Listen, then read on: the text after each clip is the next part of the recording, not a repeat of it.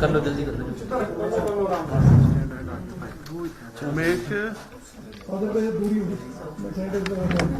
2 गज दूरी बहुत जरूरी है। आराम से यार। ये और ध्यान दिया आपने। तेरा तेरा तो मजा आ जाएगा प्रेम में। सर ठीक है जी। मत छेड़ो। थोड़ा हम ठीक है। हाँ बस छेड़ो मत छेड़ो मत। बहुत बढ़िया बहुत बढ़िया। बस यहाँ से इस फ्रेम से बाहर यार बस बस मत छेड़ो यार। नीचे अरे नीचे मिल रहा है ना। हाँ तो एक जगह बैठ जाओ यार। एक जगह बैठ जाओ, कोई छुट्टी नहीं, टेंशन नहीं। क्या शांतिया रेडी? जी सर। मित्रों, पिछले काफी दिनों से कामकाज में लगे हैं, इसलिए आप लोगों के साथ हमारा इंटरेक्शन नहीं हो पा रहा है, बातचीत हो भी नहीं पा रही है। और मुझे आवश्यक लगा जो काम मैं कर रहा हूं पूरा फोकस करके। और मैं इस बात को कह सकता हूं कि जो काम हम कर रहे हैं वो प्रदेश के हित में है, प्रदेश के एक एक नागरिक के जीवन से जुड़ा हुआ है, उनके हित में है। लेकिन बहुत सारी चीजें उसके बावजूद जब आप लोगों के साथ, आप लोगों के माध्यम से हम साझा नहीं कर पाए, जिन बातों का हम जिक्र नहीं कर पाए, तो कुछ लोग बहुत सारे प्रश्न पूछने की कोशिश कर रहे हैं। मैं आपके माध्यम से एक तो बड़ा साफ कहना चाहता हूं कि हिमाचल प्रदेश अभी भी कोरोना वायरस के इस दौर में पूरी लगन तत्परता के साथ हमारी सरकार इस दौर से इसको बाहर निकालने की कोशिश कर रहे हैं। हम इस बात से सहमत हैं कि उम्मीद से ज्यादा मामले आए हैं।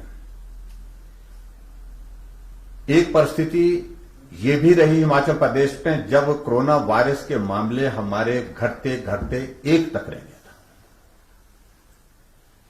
और उसका परिणाम ये था कि हिमाचल प्रदेश कोरोना वायरस से मुक्ति की ओर आगे बढ़ रहा था। और उसकी सबसे बड़ी वजह यह थी कि हमने हिमाचल प्रदेश में सख्ती की।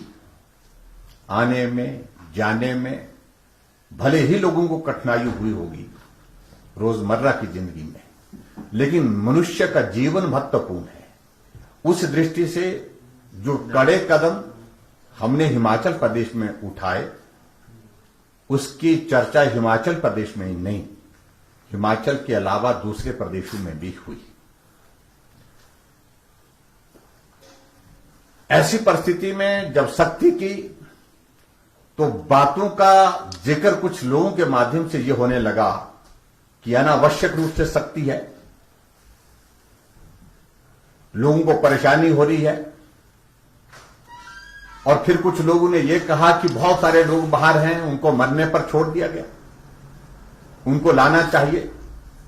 हम पहले ये कह रहे तो जो हिमाचल के अंदर जो लोग हैं, पहले उनको एक सेटल्ड माहौल में मन से तैयार कर सके, ताकि इस गंभीरता को समझ सके कि ये कोरोना वायरस साधारण चीज नहीं है, ये बहुत तेजी से फैलता है, इलाज इसका अभी तक है नहीं, पूरे देश में नहीं, पूरी दुनिया में नहीं।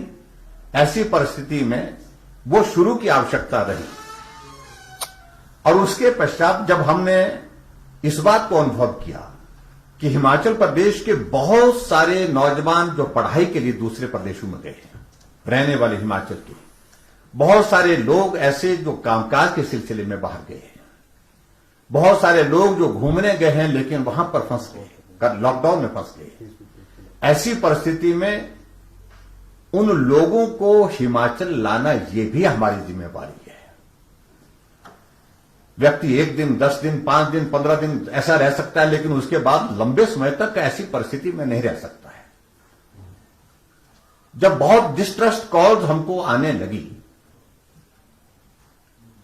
और उसके लिए हमने तैयारी की शुरुआत की हिमाचल प्रदेश में। कैसे उनकी ट्रांसपोर्टेशन हो, कैसे उनको ला करके हमको रखना है, इन सारी बातों की तैयारी हमको पहले करनी चाहिए। उस दृष्टि से शुरुआत के लिए थोड़ा सा वक्त जरूर लग गया। लोग, विपक्ष के लोग जो खासतौर से शोर डाल रहे थे कि बाहर के लोग, हिमाचल के लोग जो बाहर फंसे उनको लाने के लिए कोई योजना नहीं बनाई। हमने योजना बनाई। हमने जाकर के कोटा से बच्चों को हिमाचल की बसों में यहां हिमाचल में शिमला पहुंचाया। चंडीगढ़ के बच्चों को जो पढ़ाई के लिए गए थे उनको जो है बसों में 4000 बच्चों को चंडीगढ़ से उठा करके जो है हिमाचल प्रदेश के गांव-गांव, घर-घर तक पहुंचाया। लोग दिल्ली फंसे थे उनको लाया। आज गोवा से, आज कर्नाटक के बेंगलोर से ट्रेन रवाना हुई है पिछले कल सुबह 12 बजे ऊना पहुंचने वाली है। कल गोवा से ट्रेन चल करके जिसमें 1200 से ज्यादा बच्चे हिमाचल के रहने वाले गोवा में गए थे, लेकिन गोवा से आज वो कल जो चल करके जो है 2 दिन के बाद हिमाचल में पहुंचने वाले। ऐसी परिस्थिति में हिमाचल प्रदेश में अभी तक पिछले कुछ दिनों में लगभग 1 लाख लोग प्रवेश कर चुके हैं। और 1 लाख लोग प्रवेश होने के साथ साथ में अभी तक हिमाचल प्रदेश में जो रजिस्ट्रेशन आने वालों की है वो 56,846 लोगों की और कतार है जो आना चाहते हैं, हिमाचल के रहने वाले हैं, अपने भाई हैं, अपने बच्चे हैं। और इसी तरह से हिमाचल प्रदेश से जाने वाले लगभग 74,882 की रजिस्ट्रेशन जो हमारे पास है, जो बाहर जाने वाले हैं, दूसरे प्रदेशों में जाने, कोई बिहार जाना चाहता है, कोई हरियाणा चाहता है, कोई मध्य प्रदेश जाना चाहता है, कोई दूसरे प्रदेशों में जहां जहां भी उनके घर है। ये एक बहुत कठिन प्रक्रिया, कठिन परिस्थिति। और इस बात को मुझे लगता है कि विपक्ष के हमारे मित्रों को इतना कैजुअली नहीं लेना चाहिए। ये राजनीतिक दृष्टि से नहीं है। हमने सब्र किया है, संयम किया है, सुनते रहे उनकी बातों को। लेकिन पिछले कुछ दिनों से अनावश्यक रूप से जिस प्रकार से उनके व्यवहार में हमने देखा कि जहां आदमी मौत और जिंदगी के बीच में अपने जीवन को देख रहा है, जिस दौर को जो 6-6 बार मुख्यमंत्री इस प्रदेश के रखे उन्होंने भी अपने जीवन में नहीं देखा है, इस अनुभव को वो उन्होंने भी देखा नहीं है जो हम जिस दौर में से हम गुजर रहे हैं। लेकिन उसके बावजूद उनके सपूत महोदय जो है फेसबुक पर ऐसी बातें कर रहे हैं कि मेरा जिंदगी का अनुभव है, मेरा जिंदगी का एक्सपीरियंस है। कौन सा एक्सपीरियंस में हम भी जानना चाहते हैं। इनका सबसे सीनियर लीडर पार्टी का जो मुख्यमंत्री के बतौर काम कर रहा है वो अशोक गहलोत है। जरा पूछिए उनसे राजस्थान में क्या परिस्थिति है। इनका सीनियर लीडर अमरिंदर सिंह है वहां पर पंजाब में। हालात पूछिए पंजाब की स्थिति क्या है। उससे 100 गुना बेहतर परिस्थिति हिमाचल प्रदेश की है, जिस बात को समझना चाहिए। और राजनीति करने के लिए मैं अभी तक काम में लगा हूं। मुझे इस काम को, मेरी प्राथमिकता यह है कि अभी मैं कोविड-19 के इस दौर से हिमाचल के हर एक व्यक्ति को बाहर निकालूं। और मैं मेहरबानी करके कहना चाहता हूं कि वो समझ लें, इस बात को बड़े साफ शब्दों में समझ लें कि रुख हमको उस तरफ ही करने की अगर जरूरत पड़ेगी तो हम उसमें परहेज नहीं करेंगे। पूछने का अधिकार आपको है, लेकिन गाली गलौज सुनने के लिए सुबह से शाम तक इस प्रकार से जिस भाषा का इस्तेमाल कर रहे हैं, चाहे वो विपक्ष के, हम तो हैरान होते हैं इन सारी चीजों को लेकर के। इनके पार्टी के अध्यक्ष का पत्र अलग से आता है, वीरभद्र सिंह का पत्र अलग से आता है, मुकेश अग्निहोत्री का जो अपोजिशन का लीडर की उसकी चिट्ठी अलग से आती है। नेता कौन है, इसलिए वो स्पष्ट नहीं कर पा रहे। इसलिए मैं कुछ फैक्ट्स आपके सामने रखना चाहता हूं। अभी तक हिमाचल प्रदेश में टोटल पॉजिटिव केसेस 64 केस आए हैं और 64 पॉजिटिव जो केस आए हैं उनमें से 2 लोगों की मृत्यु भी, दुखद मृत्यु हुई। एक तिब्बतिन, एक जो अमेरिका से दिल्ली आए थे, एब्रॉड की उनकी ट्रैवल हिस्ट्री थी, और उसके बाद एक ही दिन हिमाचल में आने के बाद वो जिंदा रहे, उनके बाद उनकी मृत्यु हो गई, लेकिन वो कोविड पॉजिटिव थे। दूसरे व्यक्ति की डेथ सरका घाट के एक नौजवान की, जिसका हमें बहुत दुख है, बहुत नौजवान में, लेकिन दोनों किडनियां फेल थी, लेकिन उसके बावजूद में वो भी कोविड पॉजिटिव था और ऐसी परिस्थिति में उसकी भी मृत्यु हुई है। और मृत्यु होने के पश्चात उनकी मां भी जो है कोविड पॉजिटिव पाई गई है। अभी तक हिमाचल प्रदेश में एक परिस्थिति ऐसी आ गई थी, 2 तारीख तक हमारे पास एक आदमी रह गया था पॉजिटिव। लेकिन जिस बात को लेकर के मैं जिक्र कर रहा हूं कि हिमाचल के लोग जो बाहर प्रदेशों में फंसे थे, उनको हिमाचल लाना जरूरी था। और हिमाचल जब लाया तो हम इस बात को मान करके चल रहे थे, जहां जहां वो लोग हैं, वो सारे क्षेत्र ऐसे हैं, सारे प्रदेश ऐसे हैं जहां कोविड-19 का, कोरोना वायरस का बहुत बड़ा प्रकोप है। लेकिन हम उनको मरने के लिए छोड़ नहीं सकते थे। अपने भाई हैं, अपने बच्चे हैं, अपने बुजुर्ग हैं, हमने उनको हिमाचल प्रदेश में लाया और लाने के कारण स्वाभाविक रूप से पिछले 1 सप्ताह में हिमाचल प्रदेश में मामलों में बढ़ोतरी हुई है। 40 से सीधे 64 पे पहुंचे और जिसमें से 23 मामले अब उपचाराधीन हैं। मैं इस बात पर नहीं जाना चाहता कि हमारी स्थिति बहुत अच्छी है, लेकिन फिर भी उसके बावजूद हिमाचल में ऐसी परिस्थिति में भी हम बहुत संतोषजनक स्थिति में हैं। यह भी मैं कहना चाहता हूं, अभी तक हिमाचल प्रदेश में 1-2 पेशेंट को छोड़ करके जितने भी मरीज यहां पर जो कोविड पॉजिटिव पाए गए, उनको पैरासेटामोल की गोली देने की भी जरूरत नहीं पड़ी। वो सारे स्वस्थ होकर के चले गए। जिनकी संख्या 35 है, 4 लोग प्रदेश से बाहर चले गए, जिन्होंने कहा हम मेदांता में अपना इलाज करेंगे, वो दिल्ली चले गए, वो दिल्ली में वहां से मेदांता से स्वस्थ होकर के घर चले गए हैं। और मैं ये जरूर बताना चाहता हूं कि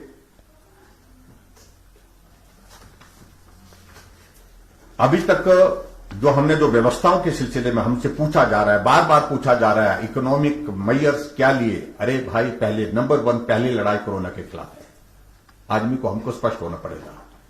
लेकिन साइमल्टेनियसली वो दौर हमने लॉकडाउन 2 के बाद, लॉकडाउन 3 के बाद अब पूरा करने के बाद, लॉकडाउन 3 हमारा 17 तारीख को पूरा हो रहा है, उसके पश्चात हमारा अगला जो है हिमाचल प्रदेश में आर्थिक दृष्टि से जो हम संकट के इस दौर में से गुजर रहे हैं, इसमें क्या हम सुधार कर सकते हैं, क्या हम रिलीफ दे सकते हैं।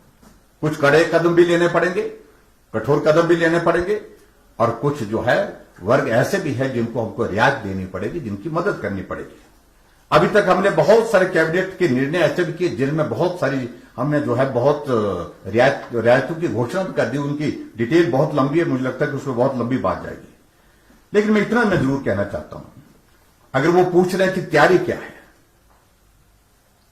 हम ये कह रहे हैं कि कल हमारी बेंगलोर से ट्रेन ऊना पहुंचेगी, ऊना से बसों के द्वारा वहीं से जहां पर हमने 12 काउंटर वहां पर लगाए हैं, 12 काउंटर में लोग आकर के वहां पर अपना जो सारी औपचारिकता पूरा करेंगे बच्चे, और उसके बाद सीधे वहां से उसके बाद जो है अलग अलग जिले के लिए गाड़ी में रवाना हो जाएंगे। और वहां पर जाकर के जो लोग ग्रीन जोन से आए हैं, जो ऑरेंज जोन से आए हैं, उनके लिए हमने तय किया है, आज व्यवस्था की हमने कि उनके लिए होम क्वारंटाइन की व्यवस्था करेंगे। लेकिन टेस्ट की संभावना उसमें भी है, रैंडम टेस्टिंग उनकी भी होगी। लेकिन उसके साथ जो दूसरे जो लोग जो रेड जोन से आए, उनको क्वारंटाइन होना पड़ेगा और कोविड टेस्ट की फॉर्मेलिटी के दौर में से गुजरना पड़ेगा।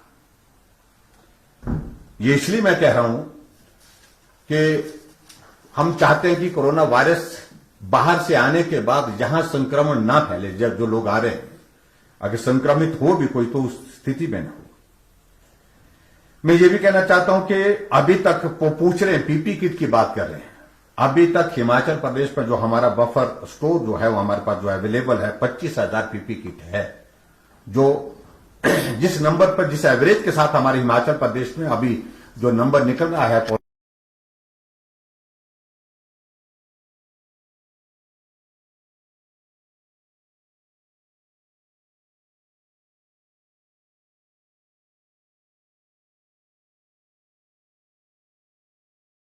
और उसके साथ जो जरूरी सामग्री, सैनिटाइजर और सारी चीजें, वो सारी चीजें भी उसी प्रकार से उपलब्ध है।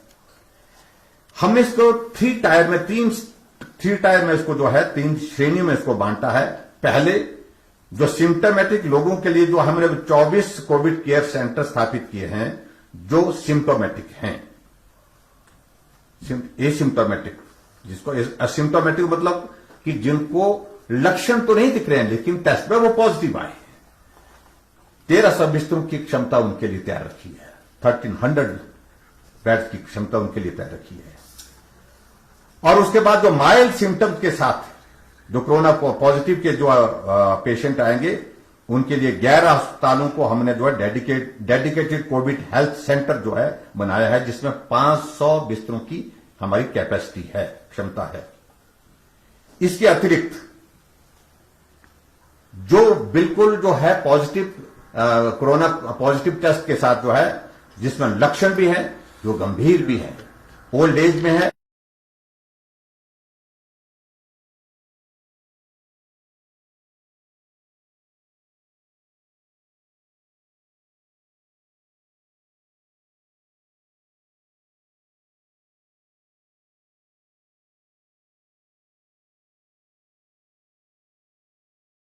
शिमला, जिसमें हमारा जोनल हॉस्पिटल धर्मशाला, ये हमने वहां पर उस तरह से रखा हुआ तैयार करके, टोटल मिलाकर के तीनों सारी चीजों के लिए एसिम्टोमेटिक और उसके बाद सिम्टोमेटिक माइल्ड और उसके साथ साथ में जो ज्यादा इन्फेक्शन के साथ जो ज्यादा गंभीर हैं, उन सब के लिए 2,500 बेड कैपेसिटी रेडली अवेलेबल रखी है। आज रात को भी अगर 2500 पॉजिटिव केस आते हैं तो हम उनको रहने के लिए और इसके इलाज के लिए बिस्तर प्रोवाइड करने की परिस्थिति में है।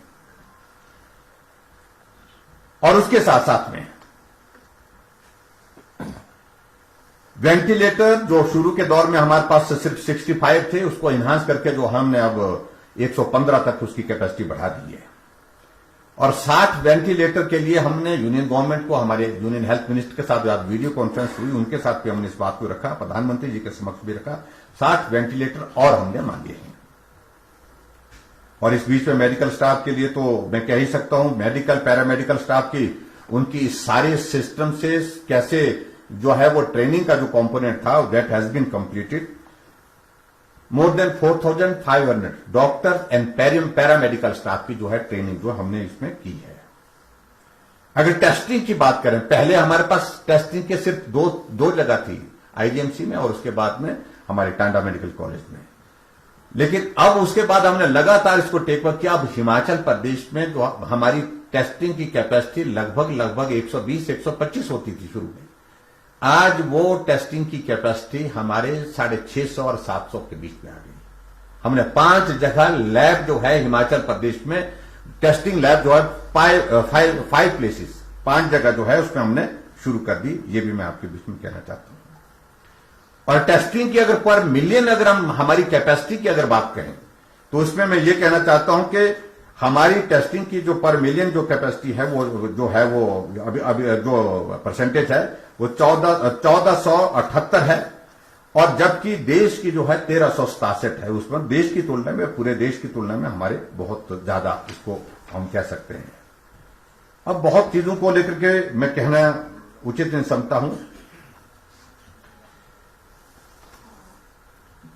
2 तारीख तक हमारा जो डबलिंग रेट था वो it was more than 99 days, यानी कि 99 दिनों में भी 99 दिनों में भी अब मतलब डबल होने की हमारी स्थिति नहीं थी उस वक्त। मतलब इतना ज्यादा हमारा नंबर कम हो गया था। लेकिन अभी जो है वो उसमें जो डबलिंग रेट जो है वो काफी क्लोज आया है, जो 12.5 आया है। ये हमारे लिए निश्चित रूप से थोड़ा सा चिंता का विषय है। और ये मैं कहना चाहता हूं। इसके अलावा और चीजों को लेकर के अगर मैं 2-3 चीजों का फिगर करूं, बाकी तो मुझे लगता है कि बहुत लंबा जाएगा आपके बीच में। क्वारंटाइन के बारे में, क्वारंटाइन के बारे में मैं ये कहना चाहता हूं, और बहुत एक जगह के बारे में हम जिक्र करेंगे। तो हमने हिमाचल प्रदेश में वर्तमान में जो है क्वारंटीन की जो कैपेसिटी को एनहांस किया है, क्योंकि हिमाचल प्रदेश में बड़ी संख्या में हिमाचल के बाहर जो हिमाचली रहते हैं वो वापिस आ रहे हैं। और ऐसी सूरत में जो अभी तक जो जिनको हमने क्वारंटाइन में रखा वो संख्या हमारी 21,851 है। और उसके बाद इसमें जो होम क्वारंटाइन का जो हमारा नंबर है अभी तक जो है 12,810 है, वो होम क्वारंटाइन में जो है। और उस अभी तक जो क्वारंटाइन हो करके जो लोग चले गए, जो पूरा कंप्लीट कर क्वारंटीन पीरियड पूरा कर लिया 8,680। और जो बैलेंस जो क्वारंटाइन में अभी तक है जिनकी संख्या 13,171 है। लेकिन कुल मिलाकर के हम कह रहे हैं कि भाई 21,851 की जो हमारी जो क्वारंटाइन की जो व्यवस्था इंस्टीट्यूशनल और होम क्वारंटाइन की। लेकिन उसके साथ साथ में मैं ये जरूर कहना चाहता हूं कि जितने लोग भी हमारे हिमाचल प्रदेश में बाहर से आए हैं सबको स्ट्रिक्ट होम क्वारंटाइन के लिए जो है हमने व्यवस्था की है। हमारी टीम वहां डेली विजिट कर रही है। और आज मैंने पंचायत के प्रधानों के साथ, इससे पहले 2 दिन पहले मैंने कांगड़ा और चंबा के प्रधानों के साथ बात की। आज मैंने हमीरपुर और ऊना के प्रधानों के साथ बात की। उनकी भी हमने जिम्मेवारी लगाई है कि प्रधान भी इसमें सहयोग करेंगे। मेडिकल हेल्थ वर्कर्स, उसके बाद आशा वर्कर्स, आंगनवाड़ी वर्कर्स, ये सारी टीम जाकर के एक एक आदमी जो पंचायत में, गांव में, घर में पहुंचेगा उसके पास पहुंचेंगे और क्वारंटीन के नियम का वो पालन कर रहा है कि नहीं कर रहा है इस बात को सुनिश्चित करेंगे। अगर कोई वॉल्यूशन करता है उसके खिलाफ जो है 2 चीजें हैं। एक तो होम क्वारंटाइन से उसको महरूम कर दिया जाएगा, वहां से उसको उठा दिया जाएगा, उसको इंस्टीट्यूशन क्वारंटाइन में डाल दिया जाएगा। वॉयलेशन करता है, ज्यादा गंभीर तरह करता है, उसके खिलाफ FIR दर्ज होगी। ये भी मैं बड़ा स्पष्ट कहना चाहता हूं। जैसे आप लोगों ने देखा होगा कि हिमाचल प्रदेश में एक मामला आया, एक ड्राइवर चंबा गया या बद्दी में से चंबा जाने के बाद होम क्वारंटाइन में उसको रहने की हिदायत दी गई। बेटी उसकी जो है वो कोविड पॉजिटिव टेस्ट हो गया उसका, और 2 साल की बच्ची हार्ट में छेद है। हमने गवर्नमेंट की ओर से कहा है कि उसके लिए भी हम व्यवस्था कर रहे हैं, उसके ट्रीटमेंट के लिए। कोविड का ट्रीटमेंट के बाद उसके हार्ट के ट्रीटमेंट का भी सारा खर्चा सरकार उठाएगी। लेकिन उसके साथ साथ में क्या किया उसने कि होम क्वारंटाइन की उल्लंघना की और उसमें भी साथियों के साथ बैठ करके खाना पीना शुरू किया। क्या किया मुझे मालूम नहीं, लेकिन 3 लोग उसके साथ के जो है नजदीक के जो प्राइमरी कॉन्टैक्ट के लोग वो भी पॉजिटिव हो गए। FIR दर्ज की उनके खिलाफ। तो ऐसे में ये मैं कहना चाहता हूं कि सारी बातों को लेकर के हम बहुत सख्ती के साथ कर रहे हैं। पंचायत के चुने हुए प्रधानों के लिए हमने कहा कि वो भी अपने अपने पंचायतों में सुनिश्चित करें, जो सरकार की जानकारी के मुताबिक आता है कि वो जिम्मेवारी हमारी है, प्रधान को सूचित करें कि आपकी पंचायत में ये आदमी आ रहा है, इसके परिवार के लोगों से आप मिलो, बात करो। बात करने के बाद उनको होम क्वारंटाइन की सारी हिदायतों का पालन करने के लिए कहो। लेकिन अगर हमारी जानकारी के बिना कोई आता तो प्रधान की जिम्मेवारी होगी। प्रधान सुनिश्चित करेगा कि मेरी पंचायत में रात को ये लड़का या ये लोग जो है गांव में पहुंचे हैं, जो जिसकी जानकारी हमको लोगों से मिली और वो ऐसे स्थान से आए हैं कि उनका टेस्ट करा लीजिए, इनको होम क्वारंटाइन के बारे में या कोरोना वायरस के बारे में जो जानकारी, जो आवश्यक कार्रवाई करनी है उसको करें। ये 2 चीजों को लेकर के, इन चीजों को लेकर के हमने सोचा कि आप सब लोगों से कुछ बातें साझा करें। इसके अलावा एक बात को लेकर के कहा जा रहा है कि बहुत सारा ये हो रहा है, वो हो रहा है। कुछ नहीं हो रहा है। हिमाचल प्रदेश में कोरोना से जो पीड़ित लोग हैं उनका हम इलाज कर रहे हैं, उनकी जिंदगी सलामत पर रहे, उनका जीवन सुरक्षित रहे, इस बात के लिए काम कर रहे हैं। कोरोना वायरस हिमाचल प्रदेश में ज्यादा ना फैले उसको रोकने के लिए एहतियात के तौर पर और उसके साथ साथ में जो सारी सख्ती के साथ जो चीजें की जा सकती थी वो काम हम कर रहे हैं। दूसरी जो इस बात से मैं सहमत हूं कि बहुत सारे लोग ऐसे होते हैं कि ऐसे वक्त का फायदा उठाने की कोशिश करते हैं। जब ऐसे दौर में जब हमारा फोकस सीधा कोविड के खिलाफ इस लड़ाई को लड़ने का है, ऐसी परिस्थिति में कुछ लोग इसका फायदा उठाने की कोशिश करते हैं। एक मामला हमारे ध्यान में आया है, ना हमने अभी उसमें एक पैसा खर्च किया है, ना उस पर पैसा खर्च करेंगे, ना हम पेमेंट करेंगे। सैनिटाइजर के कुछ सैंपल जो है, सैनिटाइजर के सैंपल में सैनिटाइजर किसी ने जानकारी मिली कि भाई उन्होंने मदद के लिए दिया, आगे उसके बिल जनरेट करके जो है उसको बेचने की कोशिश की, पकड़े गए। आज एफआईआर दर्ज करने के लिए हमने कह दिया, विजिलेंस इंक्वायरी के लिए हमने कह दिया, कोई नहीं बचेगा। जो भी इस दौर में ऐसा घिनौना कार्य करेगा उसके खिलाफ सख्त कार्रवाई होगी, सख्त से सख्त कार्रवाई होगी। एफआईआर दर्ज करने के लिए वो विजिलेंस इंक्वायरी सारे मामले में होगी, और मैं कहता हूं, दावे के साथ कहता हूं, उन लोगों के खिलाफ जो भी कानूनी कार्रवाई के तहत जो बनता है उसको करेंगे। दूसरी बात, एक और इश्यू को लेकर के बात ध्यान में आई है कि एक नौजवान की जो है वो डेथ जो है वो कहीं से आकर के क्वारंटाइन में थे। अभी उस सारी चीज को लेकर के उनको बीमारी थी या नहीं थी, इन सारी बातों को लेकर के वो जांच का विषय है। लेकिन स्वारघाट में क्वारंटाइन में रखा गया था उनको, इंस्टीट्यूशन क्वारंटाइन में, और उस क्वारंटाइन में वो गिरने से उनके सिर में चोट लगी है ऐसे बताया गया। उसके बाद बिलासपुर ले जाया गया, बिलासपुर के बाद शिमला लाया गया, और शिमला लाते हुए रास्ते में शायद उनकी जो है वो बताया गया कि रास्ते में हुई है, बिलासपुर से तो रेफर किया, ऐसी जानकारी मिली है। लेकिन उनके जीवन को हम नहीं बचा पाए, इस बात का मुझे बहुत दुख है। और यहां शिमला में जिस प्रकार से सारी चीजों को लेकर के जो व्यवस्था होनी चाहिए थी उसमें थोड़ी कमी पाई गई है, उसके जांच के आदेश भी हमने अलग से दिए हैं। और उसके साथ में ये घटनाक्रम का टोटल जो सारा ये वहां पर क्वारंटाइन में क्या हुआ, बिलासपुर में एम्बुलेंस में आया वो, उसके बाद एम्बुलेंस वालों ने शिमला को उसको पहुंचाने में किस प्रकार से कितना समय लगाया, इन सारी बातों, और उसकी मृत्यु कहां हुई, इस सारी बात की जांच के मैजिस्ट्रियल इंक्वायरी के आदेश करना, ताकि सही बात हमको जानकारी मिले कि उस बच्चे के साथ क्या हुआ है। उसके परिवार वालों के साथ हम बात भी करेंगे, उसके परिवार वालों को जो वस्तु स्थिति है उसकी जानकारी होनी भी चाहिए। उन्होंने कहा है, उनके परिवार की ओर से शायद इस बात का आग्रह आया कि जो हेल्थ डिपार्टमेंट की जो एम्बुलेंस थी उनके कर्मचारियों ने ठीक तरह से उनके जो है वो नहीं किया, उनके सहयोग नहीं किया वो सारी चीज में, तो उसके कारण जो है उनकी मृत्यु की बात उन्होंने कही, ऐसा जो बताया गया। मैंने सारी रिपोर्ट मांगी है, लेकिन इससे पहले मैं मैजिस्ट्रियल इंक्वायरी जो है एडीएम बिलासपुर को जो है इसके लिए जो है अधिकृत कर रहा हूं, और उनके माध्यम से जो रिपोर्ट आएगी उसके मुताबिक कार्यवाही होगी। तो मित्रों, ये कुछ बातें थी जिन बातों को लेकर के मुझे लगा कि राजनीतिक दृष्टि से मैं एक बात को लेकर के, मुकेश अग्निहोत्री जी बहुत बोले, आजकल फेसबुक पर वो लाइव रहते हैं, विक्रमादित्य जी फेसबुक पर लाइव रहते हैं। मैं व्यक्तिगत रूप से विपक्ष में हैं, उनको बात कहने का अधिकार है। मुकेश अग्निहोत्री अपनी फेसबुक लाइव में कोई 10 बार पंजाब का जिक्र किए, पंजाब के मुख्यमंत्री ने नांदेड़ भेज दिया, लेकिन उनको यह भी मालूम होना चाहिए नांदेड़ से लोग लाए गए और उसमें लगभग 200 लोग जो है पॉजिटिव निकले। पूरे पंजाब में एक एक जगह जहां कहीं नहीं कोरोना था वहां तक पहुंच गया, ऐसी परिस्थिति हुई।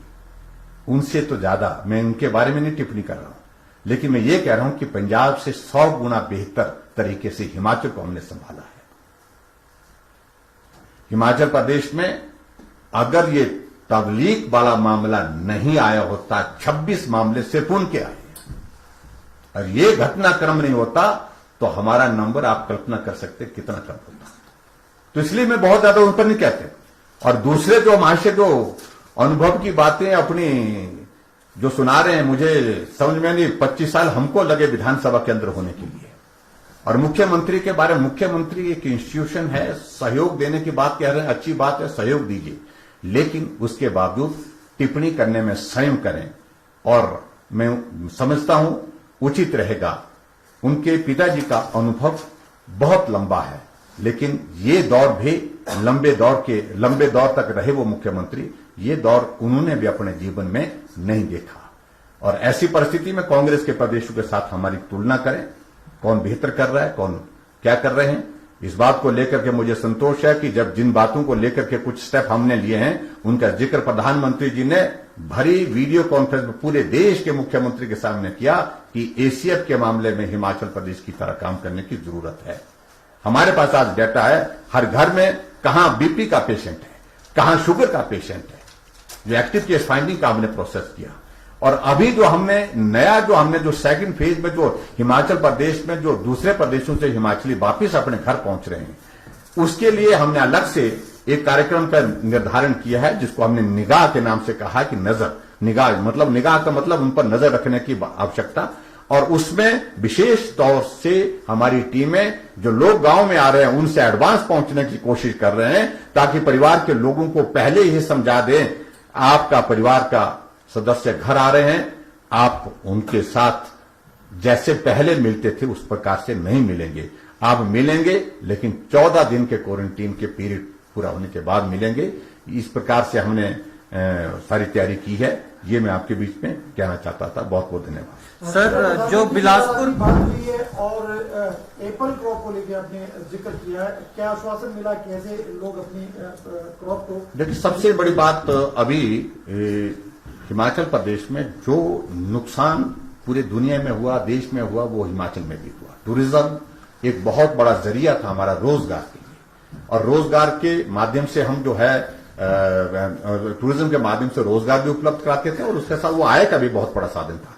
लेकिन अभी वक्त लगेगा, हम सोच रहे हैं कि आने वाले समय में हम किस प्रकार से टूरिज्म की फील्ड में हमने कुछ प्लान बनाया है, उन सारी चीजों का जिक्र जब कंप्लीट हो जाएगा उसके बाद हम थोड़ा सा करेंगे। लेकिन हमने दूसरे सेक्टर, हमारा हॉर्टिकल्चर का सेक्टर बहुत महत्वपूर्ण है। पिछली बार भी सेब की फसल ने बहुत सहारा दिया है हिमाचल की इकोनॉमी को, अब की बार भी फसल ठीक है, और ऐसी परिस्थिति में अब की बार भी उम्मीद करता हूं कि सेब का सहारा हमको, सब लोगों को बहुत बड़ा मिलेगा हिमाचल की इकोनॉमी को। ऐसे में हमारे सामने चिंता का विषय यह है कि आजादपुर मार्केट में कोविड के बहुत सारे केसेस आने की वजह से वो जो है कभी बंद हो रही है, कभी खुल रही है। ऐसी परिस्थिति में हमने कहा कि जब हमारा लगभग 2.5 करोड़ से ज्यादा का बॉक्स जो है एप्पल का मार्केट के लिए निकलेगा, ऐसी परिस्थिति में वहां सुनिश्चित करें मार्केटिंग। अगर कहीं आजादपुर में दिक्कत आती है कोविड-19 की वजह से, तो अल्टरनेटिव अरेंजमेंट हमारे लिए करने में केंद्र सरकार उसमें मदद करे, ये हमने बात कही। और अब की बार मुझे लगता है कि विदेश से जो सेब आता है, अब की बार उसकी संभावना बहुत ज्यादा नहीं आने की, वो इंपोर्ट होता था। तो ऐसी परिस्थिति में हिमाचल के सेब की अच्छी वैल्यू होगी। सर, सुझाव भी प्रधानमंत्री